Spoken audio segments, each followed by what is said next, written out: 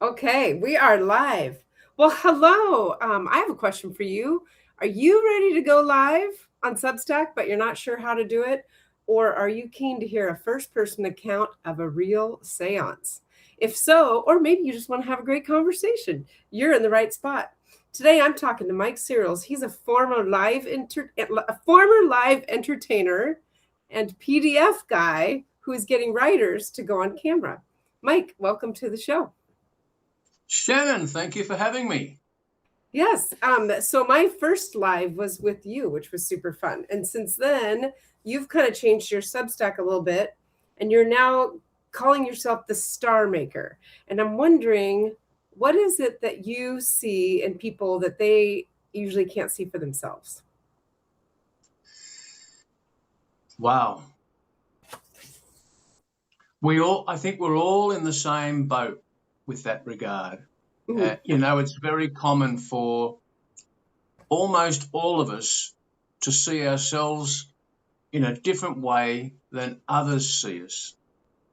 And that especially is true for our strengths and our qualities. And others see those strengths and qualities, and to us they remain hidden or can remain hidden, and we may never see them until the day we die, which is like dying with the song unsung within you. And that's one of the reasons why I'm doing what I'm doing, but that's something that comes to mind to answer that question. Because you're retired. I'm assuming you're retired. You golf 3 times a week. You don't have to work. So are you doing this just because it's fun for you to help other people like myself and Daniel, who has joined us? And Well, it is fun. Yeah, go ahead. Sorry. Yeah, it is fun. You're having fun doing it, I know. I have fun doing what I do on Substack, but there's a deeper reason for doing what I do. It has to do with wishes unfulfilled as opposed to wishes fulfilled. And when we live with wishes, dreams, desires, wishes unfulfilled, it's like our soul is twisted in a tight knot. And when a wish, a dream, a desire, a goal is fulfilled, it does manifest. That knot can untighten and go away. Now, I know what it's like to live with wishes unfulfilled, a life that doing the things I don't want to do, but keep doing, and I don't understand why, and not doing those things that I really want to do, and don't understand why I can't. I know what that's like in a personal way from my past. And so why do I do what I'm doing today?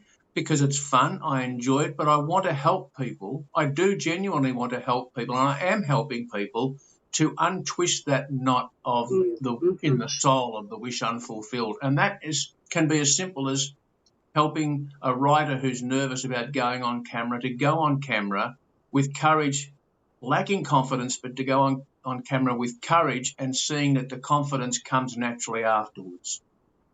And I would say, don't you think that's true? So a lot of people on my email list are not writers.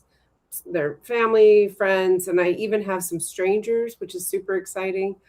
But for them, they may not ever go on camera. But I think what you just said is whatever the thing is that the person's going to do, you have to do it. And then the confidence comes. You've got to take the first step. Yeah. It sounds like sometimes when we seek the solution, we expect that the solution has to be complicated. If it's too simple, then it's not going to work. How can it work? How can the solution be so simple?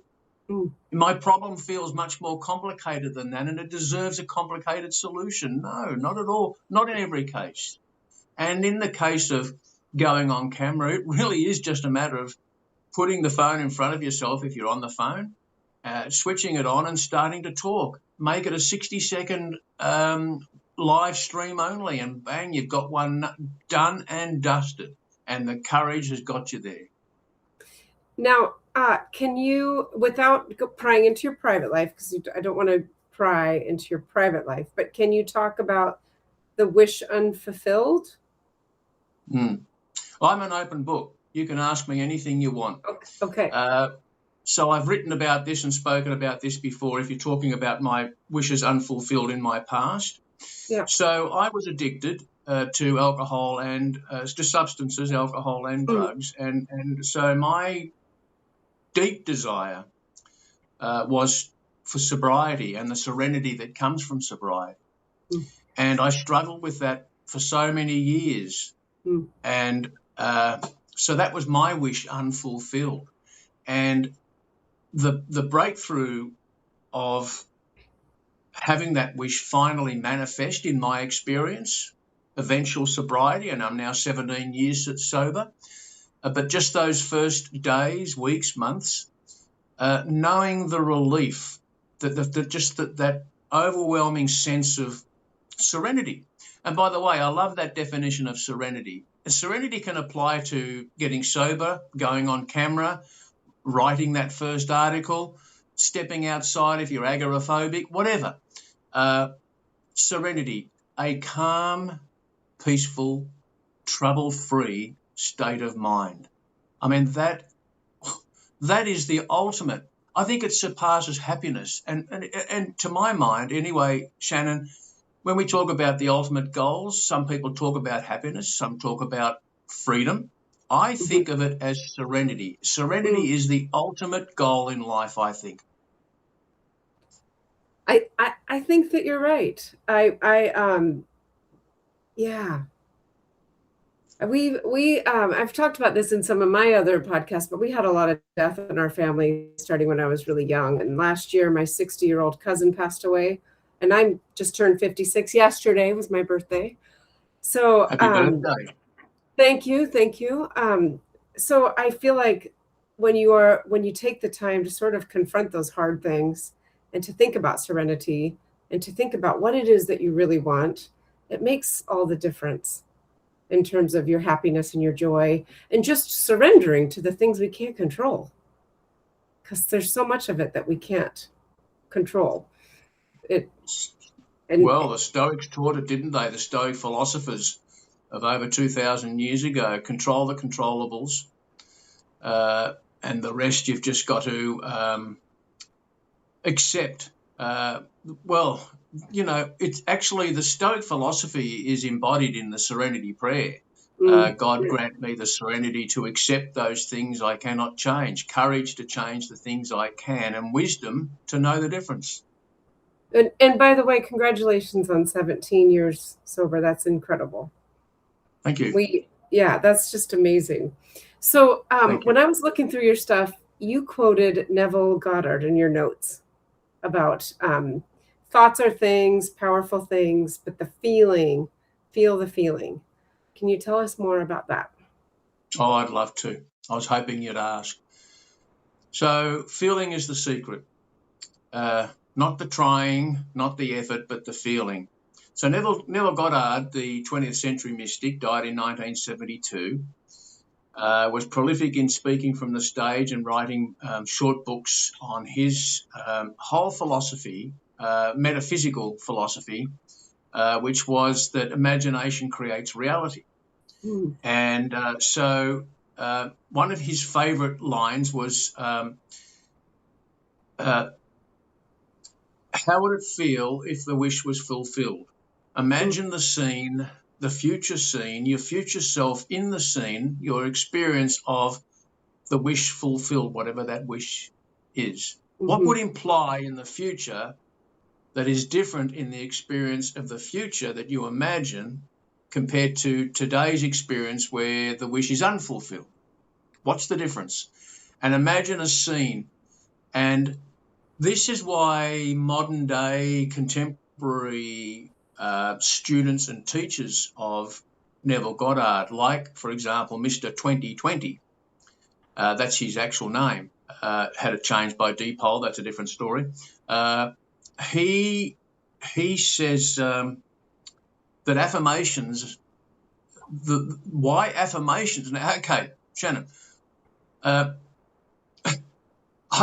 you could stand in front of the mirror and recite an affirmation to yourself every morning for a year, and nothing could change at all because it's just Yeah. words and thoughts alone. Yeah. But back it by feeling. So where does the feeling come in, Shannon? Imagine the scene in the future of the wish fulfilled. Can we make it really simple? Sure. No, I'll make it real. The story, my family and I were trapped overseas during COVID. We couldn't come back to Australia due to international border lockdowns and all sorts of lockdowns here in Australia as well. We just couldn't get back. And there were other things that were slowing us down from coming back quickly.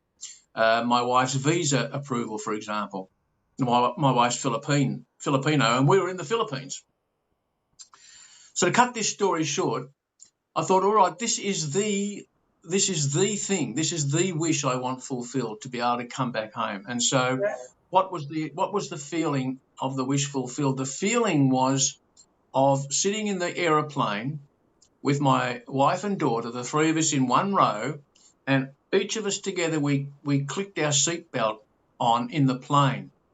And I heard the click in my imagination. I saw the belt click. I heard the click, and the feeling of ultimate pleasure. And that scene only took 3 seconds to create in my mind and repeat in my mind. And that feeling from the relief of being on the plane, knowing we're going home, that's what I repeated. Well, guess what happened? Against all odds and circumstances, the bridge of incidents, the bridge of the incidents led us to being on the plane, and the three of us sat, and I said, okay, all together, click your belts on, and we came home we were able to fly home to Australia against all the odds. Wow. You know, during COVID, so I'm from Washington State, so you may or may not remember that's when some of the first cases in the United States came out, was a city north of me. And my husband was in New Zealand when we got the call from the governor to go into lockdown. So I was here not knowing if he would get back from New Zealand. So I'm so glad you got home with your family. Yeah, thank you. And likewise with your husband in New Zealand. He was able to. Well, he had a great time. He was there for 2 weeks because it hadn't got there yet. And he's a bagpiper, and he was at the international bagpipe competition in Dunedin. So he had a great time and came home, and but it was so I didn't realize that we were going to talk about sort of this, like, I mean, I guess I would call it manifesting. And I study it, I read books, and I've been following, I've done some classes with Mind Valley, and I've done a Jose Silva class. And I do find that the affirmations are not enough, because your mind, your ego's like, if you're like, I'm a millionaire, your mind's like, no, you're not. Yeah. So how do you bridge that for yourself between, so you did that, you heard the click, but in terms of like, what would you tell our audience that's starting? Maybe they're sitting at, like, so I'm sitting at 300 subscribers, and I want to grow to more. What would be a good way what would be the equivalent of the seatbelt click? Perfect. What a great question. Okay, that's the perfect example. So let's quantify more, because more is abstract. More could be 301, or it could be 3001. That's true. So first of all, quantify and clarify the wish, the desire, the goal. Okay, so okay, let's just 300, let's say you want to go to 500. Let's say the person, I mean, you or the person wants to go to 500. What would imply that you've now got 500 subscribers? So what would your senses be able to detect in that future tense that you've now got your 500 plus subscribers? There's one obvious one, which would be you look at the dashboard, or you look at your stats on Substack, and you're like, oh, there's 500 people there. Like, I was shocked. Exactly. The first time I had a stranger subscribe, I was like, oh, it's not my mom or my cousin. It's right. I know, right? It is such a look. I still get a buzz, and I'm not into the thousands. My subscribers are at 700. I was about to say only, but I'm not going to say only. No more than would you say only 300, or one of our listeners or viewers would say only 10. You know, if you've got 50 subscribers and you filled all of those in a cafe and you were speaking for 20 minutes about your Substack, that's a full audience, Yeah. right? Yeah. So not only 10, not only 50, not only 300, 500, 700. What would imply, okay, so that's a visual sensory perception of you reaching 500, but beyond that. So what we go now is we go beyond the 500. What would imply 500, the difference having 500 subscribers? Well, maybe it opens up. What do you tell me? I'm not sure. I'm not Okay. sure. I'm not sure. All right. So might you tell a close friend, I've cracked 500? Yes. Yeah. I would probably tell my the Substack teachers at Story Summit. Righto. So Yeah. then that's an experience of yours that you're imagining that would imply, in your experience, the manifestation of your dream, your wish fulfilled, 500 subscribers. Now, in telling your colleague, your associate, that person you mentioned, would you be on a call? Would you see them in person? Well, I actually did. So I did actually email my teachers because I made a silly mistake on Substack. And then I don't want to forget, Jeffrey Veal is saying to promote yourself on social media. And I do have a question for you about social media. So I made a silly mistake on Substack. When I started, I had about 80 subscribers and I didn't turn on paid subscriptions because I thought, well, why would anybody want to give me money?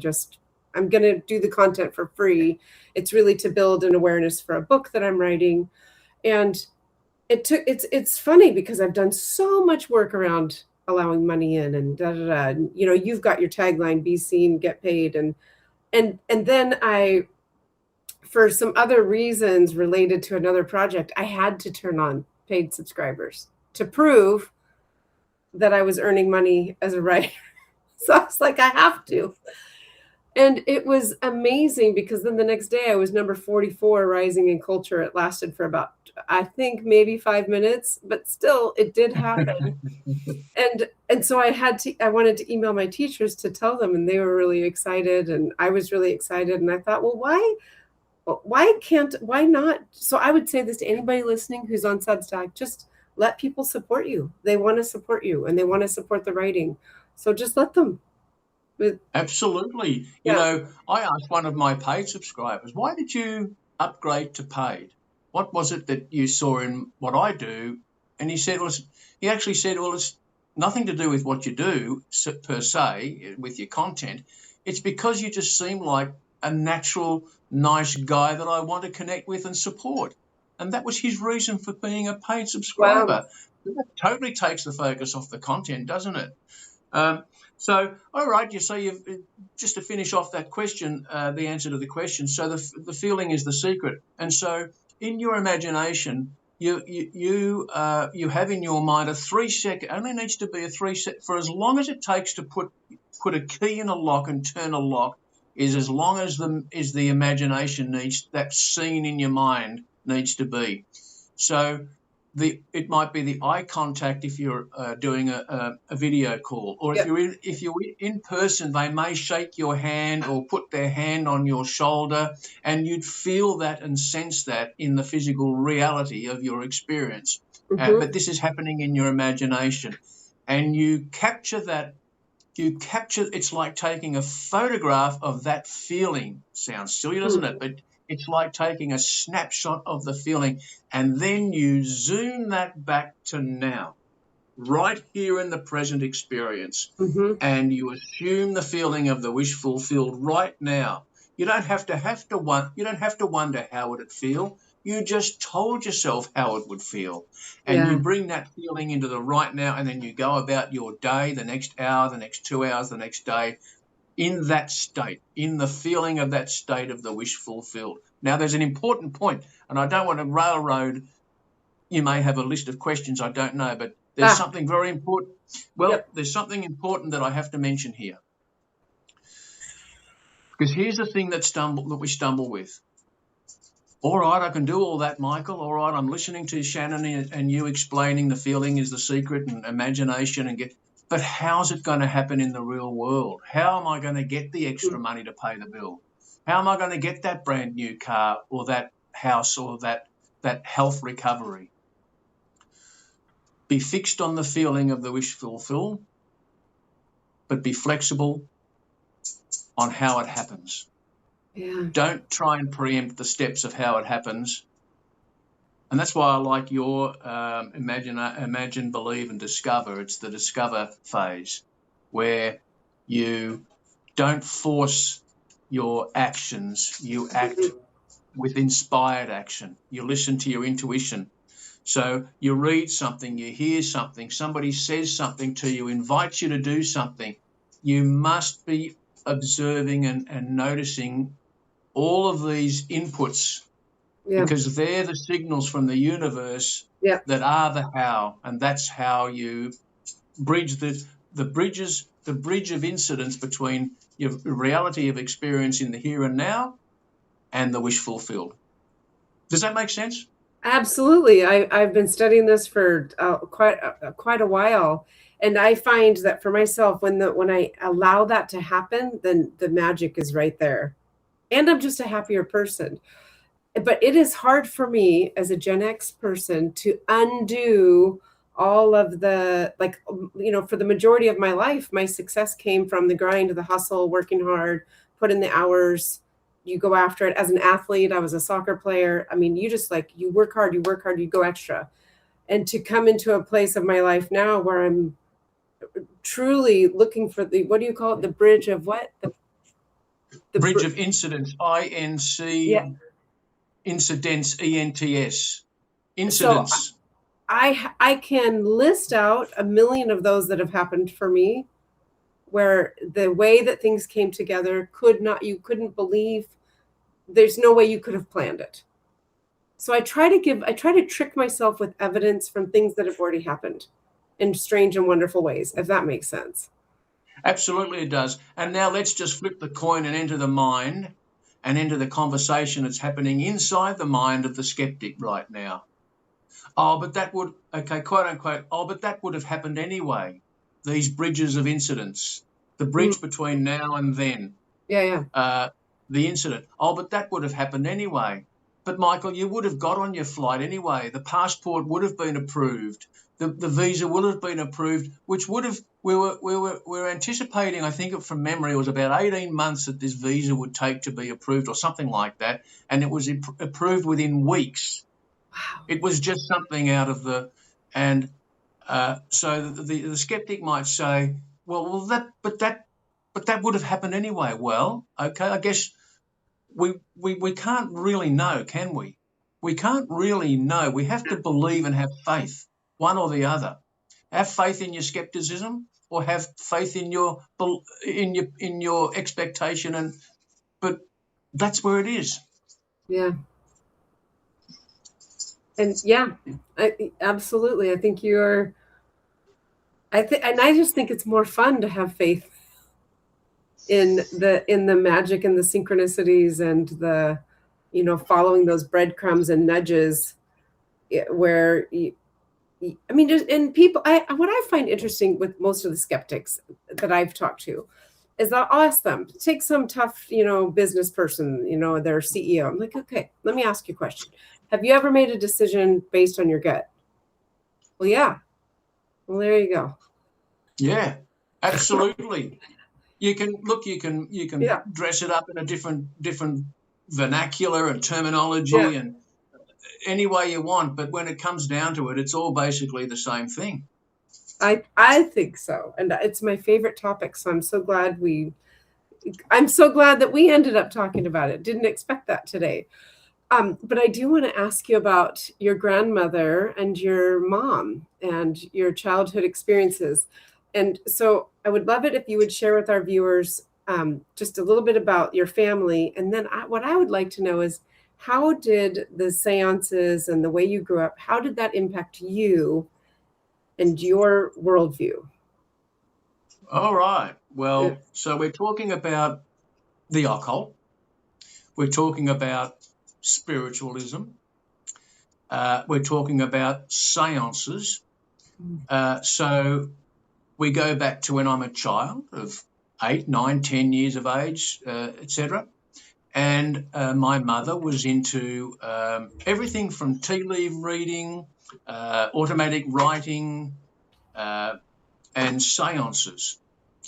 Because her grandmother, so my great grandmother, her grandmother was apparently, I'm told, a renowned spiritual medium in Tasmania, here in Australia. So, Mum had these seances. Which, for those who aren't aware, a seance is a seance like a Zoom call today is like what a seance is, where I'm being flippant, but where you are connecting, you're connecting. The theory is you're connecting with the consciousness of the dearly departed. Now that's very controversial, Putting it straightforward, you're talking to the dead. So that's about as controversial as you can get. Talk about entering the mind of the skeptics, but that's what Mum did, and she had lots of people come over, and these seances would occur. And what do you want to know now? Where do you want me to go with this? Well, I'm just curious. So most of us didn't grow up with our family members holding seances. So there's the experience that you had with this happening. And then I'm curious, I mean, you could have gone a number of directions as a child experiencing that. So how did it impact you? Were there gifts that came out of it? Were there lessons learned about, were there some people that were not truthful in how they did it? Like, how did it impact you as you developed into an adult? Well, at the time, like with all things, when you're in the moment, you're not aware of how this is going to impact you in the future. It's just something that's happening in the moment. And to me, it was natural because it was in my own home. It was my mother doing it. Other relatives would join, neighbours, friends of Mum's. And so to me, it just seemed normal. It's not to the extent that I thought every family was having a séance on a Saturday night, but Sure. and by the way, for those of us who can remember that movie, the 1970s, The Exorcist, which is how the girl character got involved through the Ouija board, and we know what happened to her. For those who haven't seen the movie, I won't spoil it, but The Exorcist, the original Exorcist of the 1970s. I think I was excited, I was intrigued, but then I became scared, and I think that wariness, as I did become older and more mature, and therefore more insightful, I became more aware of the potential issues that can arise from these such seances. Because we don't really know what the entity is. We don't really know where this consciousness resides. Is it beneath us? Is it above us? Is it all around us? Is it good? Is it bad? Is it mostly good? Is it mostly bad? We don't know. Who could know? And so my sister, who was also involved, won't have a bar of any part of occult seances at all today. Yeah.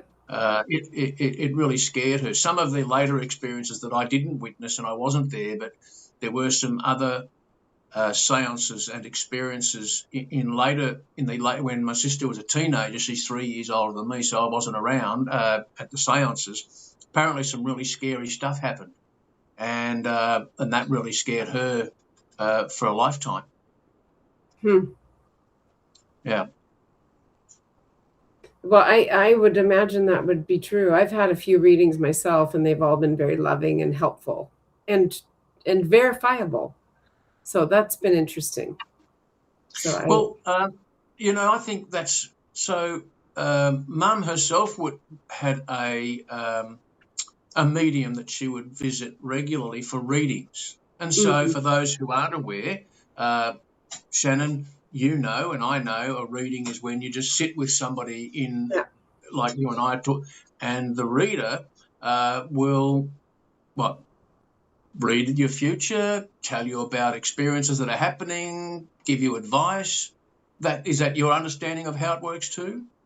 Well, I didn't go to somebody to tell me the future. I went to a psychic medium who acted as a medium between the other side Okay. and the living. And it wasn't scary. It was really actually very reassuring, loving, and helpful and healing. So, Yeah, well, that's wonderful, Sue. That's so beautiful. Can I quickly share? I'll abbreviate it, but share a story just especially for those who are on the fence or even skeptical entirely. One such séance quickly was when I call them entities. The entity that came through, so that the séance is happening, that the letters are around. There's a glass. The fingers are pointed on the glass or the device, and so there's a message spelt out from the entity. mm, And the entity said that he was, I'm not going to name the name because it's a real life thing, but mm. he was a prisoner who was executed here in Melbourne, Australia. And he came through and he said some things. And then the entity said, I want you to contact Sergeant so-and-so at so-and-so police station. And Mum rang the police station, not knowing if this Sergeant so-and-so really even worked there, and said, is Sergeant so-and-so there, please? Can I speak to him? Yes, I'll put you straight through. Sergeant so-and-so, Mum said, this is what's happened. There's information that this entity, this person wants to share with you and wants you to come and take part in the séance. Lo and behold, Sergeant so-and-so and his offsider in uniform came to our house. Oh, wow. Yeah, nights later, and he was quite. Now I was there, and he was quite gruff and short. And he said to my mother, "All right, set this thing up." That kind of tone, Mhm, off. mhm. And the entity came through, and spelled out. There was a number of things that happened, including the sergeant putting his finger on the glass on the device.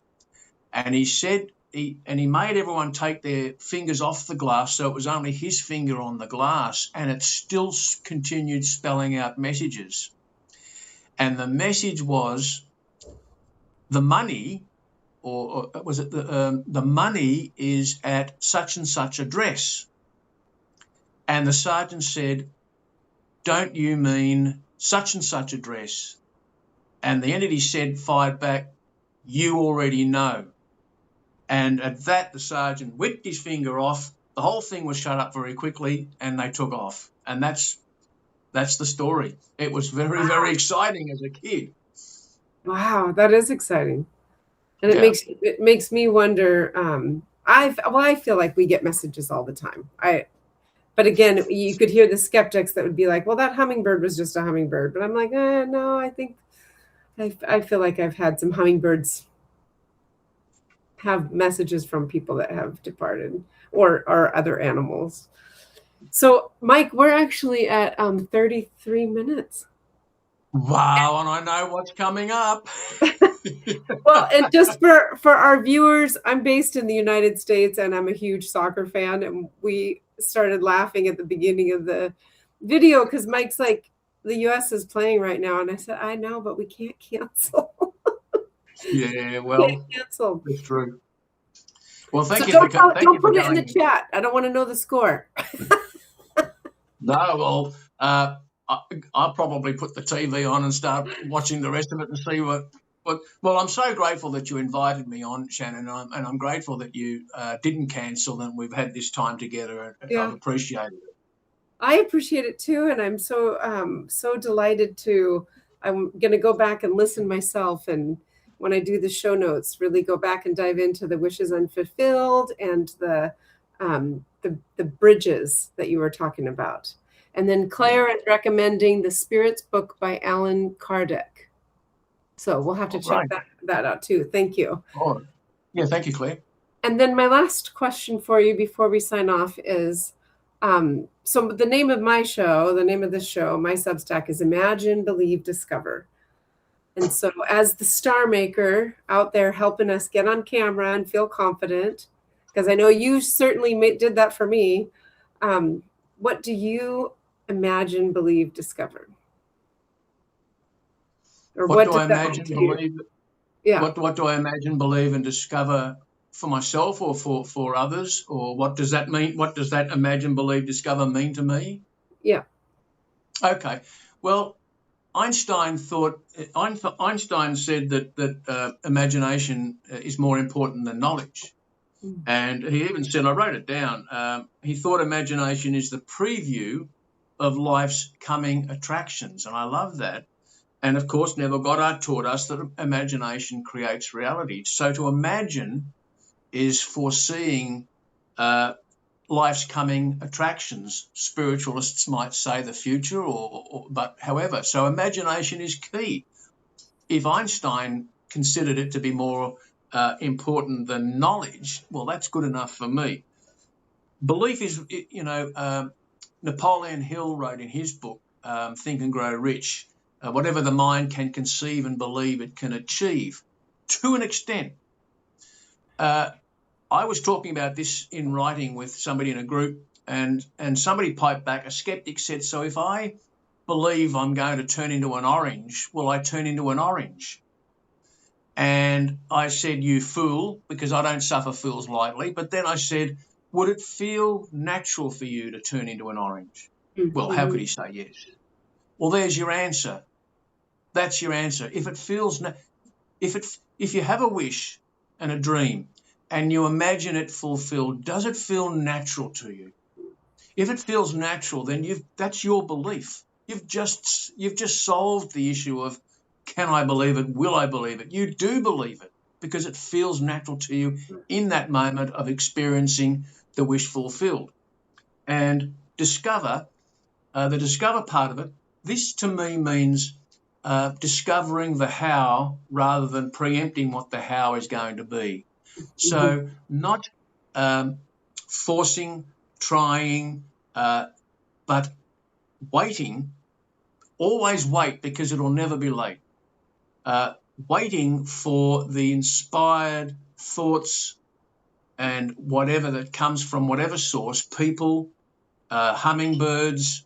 I get inspired action from going out and looking at our lemons growing on the lemon tree, as silly as it sounds. I get incredible a sense of connection with nature. Discover the path and the how to day by day. Be fixed on the feeling of the wish fulfilled and discover the how along the way by opening up and being observant and alert and noticing for the input that comes, which are the signals and the signs of you to take inspired action. And always say yes, never say no. If you've set yourself a desire, may I just finish with this? If you set yourself a desire, you've got the wish fulfilled in your mind, you've set the train of thought in mind, the feeling is real, now you've started something. If you get an invitation to go somewhere, say yes before you can say no, because that could be the key, as an example. Well, before that, all of that is wonderful, and I'll write that up in our show notes, which also will go out as an email and a post. And where can viewers find you? Where can they connect with you? Thank you. Well, right here on Substack. So just by clicking my Substack link, Mike J. Look, you'll find it there. Just find my bio in Substack, and there's ways to connect with me. I'm on YouTube and Facebook, but just starting with if someone wants to connect with me, send me a DM and give me a question, or just say hello. I'd love it. Perfect. Well, I just want to thank you again for chatting with me today. And I really want to thank you again for helping me have the confidence to get behind the camera. It's just been absolutely so much fun. And a lot of that learning really came from you. So thank you so much. It's a pleasure, and you're doing it so well. Well done. Bravo. Thank you. I have to go now and find out what the score is. Let's see what's You do that. Okay. Take care. Thank you so much. Bye-bye. Bye.